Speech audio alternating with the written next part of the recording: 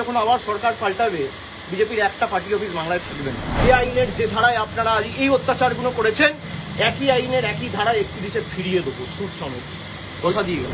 যারা আনন্দে মেতেছেন তৃণমূল কংগ্রেসের পার্টি অফিস ভাঙা হচ্ছে বলে, আর যারা বলছেন অবৈধ, 15 তারিখ হিয়ারিংয়ের জন্য ডাকা হয়েছিল, সেখানেও আমাদের প্রতিনিধিরা গেছিল এবং কিসের বেসিসে কমপ্লেনটা ফাইল হয়েছে, কমপ্লেনের একটা কপি চাওয়া হয়েছিল, সেই কমপ্লেনের কপি জেলা প্রশাসন দিতে পারেনি।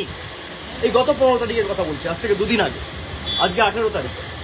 দুদিনের মধ্যে একদম একতলা দুতলা বুলডোজার দিয়ে প্রায় ভেঙে গুড়িয়ে দেওয়া হয়েছে এবং সেখানে খালি জেলা প্রশাসনের লোক নয়, মানে পুলিশ বা বিডিও বা বিএলআরও, খালি সরকারি আধিকারিক নয়, বিজেপির নেতারা বিজেপির ঝান্ডা নিয়ে গেরুয়া ফেট্টি মাথায় বেঁধে গেরুয়া উত্তরীয় পরে মুখ ঢেকে সেই পার্টি অফিসে ঢুকে তাণ্ডব লীলা চালিয়েছে। এই সব ভিডিও আমাদের কাছে রয়েছে। আমরা এক্ষুনি চিফ জাস্টিসের মহামান্য প্রধান বিচারপতি যিনি ওএসডি রয়েছেন তাকে একটি ইমেল পাঠিয়েছি, সমস্ত ভিডিও অ্যাটাচ করে হাইকোর্টের দৃষ্টি আকর্ষণ করে যত দ্রুত সম্ভব আমরা চেষ্টা করবো এই মামলা মেনশনিং করে শুনানি করার এবং সুপ্রিম কোর্ট অব্দি আমরা যাব।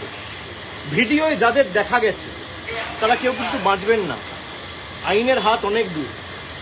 যদি ভাবেন যে বিজেপির নেতারা আমাদের বাঁচাবে, আর যারা তৃণমূলের পার্টি অফিস ভাঙছেন আমি তাদের বলবো যে অনেক অত্যাচার তো করেছেন তৃণমূল কংগ্রেসের নেতাদের উপর, কর্মীদের উপর, পার্টি অফিস ভাঙা, গুড়িয়ে দেওয়া। যে ধারায় যে আইনে আজকে পার্টি অফিসগুলো ভাঙা হয়েছে না, একই আইনে কিন্তু যখন আবার সরকার পাল্টাবে বিজেপির একটা পার্টি অফিস বাংলায় থাকবে না। আমি হুঁশিয়ারি দিচ্ছি না, যে আইনে আপনি ভেঙেছেন একই আইন প্রযোজ্য করেই ভাঙা হবে। যারা তৃণমূল কংগ্রেসকে ভাবছে যে দুর্বল করব, দল ভেঙে তৃণমূল কংগ্রেসকে শেষ করে দেবো, আগুনে জ্বালিয়ে দেবো, সেই আগুনের স্ফুলিঙ্গগুলো থেকে তৃণমূল কংগ্রেস আবার জন্ম নেবে মমতা বন্দ্যোপাধ্যায়কে সামনে রেখে। যারা প্রশাসনকে ব্যবহার করে মিথ্যা মামলায় কর্মীদের ফাঁসানোর চেষ্টা করছে, আমরা প্রায় 2 মাস ধরে এখানে মমতা ব্যানার্জির বাসভবনে এবং তৃণমূল কংগ্রেসের সেন্ট্রাল অফিসে রয়েছি।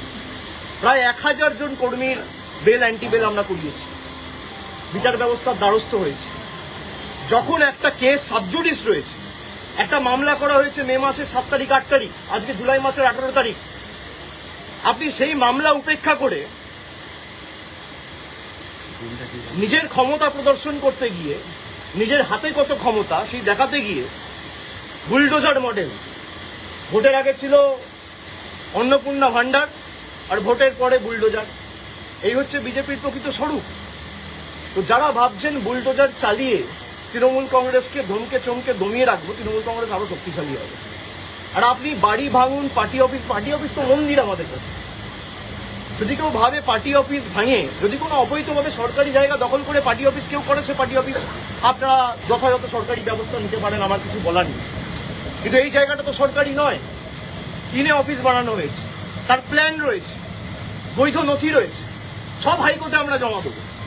তারপরেও আপনারা ক্ষমতা দেখাতে গিয়ে যে পার্টি অফিস ভেঙেছে, প্রত্যেক ক্রিয়ার সমান এবং বিপরীত প্রতিক্রিয়া আছে, এটা বিজেপির নেতারা যেন ভুলে না যায়। আর ঈশ্বর সৃষ্টিকর্তা সর্বশক্তিমানের আশীর্বাদে যদি বেঁচে থাকি, ওই যে বললাম যে আইনের যে ধারায় আপনারা এই অত্যাচারগুলো করেছেন একই আইনের একই ধারায় 31-এ ফিরিয়ে দেবো সুদ সমেত, কথা দিয়ে গেলাম।